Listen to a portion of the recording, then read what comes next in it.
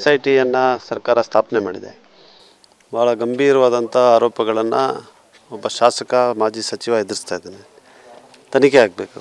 ತನಿಖೆಯಿಂದ ಸತ್ಯಾಂಶ ಹೊರ ಬರಲಿ.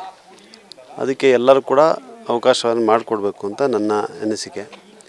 ಇವತ್ತು ಆರೋಪಗಳು ಯಾವ ರೀತಿ ಇದೆ ಅಂತ ಹೇಳಿದ್ರೆ, ನಾನು ಮೊನ್ನೆ ಕೂಡ ಹೇಳಿದೆ, ಅದು ನಂಬಲಿಕ್ಕೆ ಸಾಧ್ಯ ಇಲ್ಲ.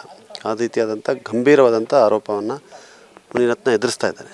ಆತನ ಹಿನ್ನೆಲೆಯನ್ನು ನೋಡಿದ್ರೂ ಕೂಡ ನಾವು ಭಾಳ ಸೂಕ್ಷ್ಮವಾಗಿ ತನಿಖೆಯನ್ನು ಮಾಡಲೇಬೇಕು ಅಂತ ಹೇಳುವಂಥ ಅಭಿಪ್ರಾಯ ಸರ್ಕಾರದಿದೆ. ಅದರಿಂದ SITಯನ್ನು BK ಸಿಂಗ್ ಅವರ ನೇತೃತ್ವದಲ್ಲಿ ರಚನೆಯನ್ನು ಮಾಡಿದ್ದಾರೆ. ಅವರು ಆದಷ್ಟು ಬೇಗ ತನಿಖೆಯನ್ನು ಮಾಡಿ ಸತ್ಯಾಂಶವನ್ನು ಹೊರಗಾಕ್ತಾರೆ ಅಂತ ಹೇಳುವಂಥ ನಂಬಿಕೆ ಇದೆ. ಅಲ್ಲ, ಎಲ್ಲ ರೀತಿಯಾದಂಥ ಆರೋಪಗಳು ಇವತ್ತು ಅವ್ರು ಮಾತಾಡುವಂಥ ಶೈಲಿ, ಬಳಸಿರುವಂಥ ಭಾಷೆ ಇರ್ಬೋದು, ಮತ್ತು ಅದರಲ್ಲಿರುವಂಥ ಆರೋಪಗಳಿರ್ಬೋದು, ಮತ್ತು ನಂತರ ಈಗ ಸಂತ್ರಸ್ತರೇ ಬಂದು ಕೊಟ್ಟಿರುವಂಥ ದೂರು ಇರ್ಬೋದು, ಎಲ್ಲವನ್ನು ತನಿಖೆ ಮಾಡಲೇಬೇಕಲ್ಲ. ಈಗ ಅವರು ತನಿಖೆಯನ್ನು ಆರಂಭಿಸಿದ್ದಾರೆ.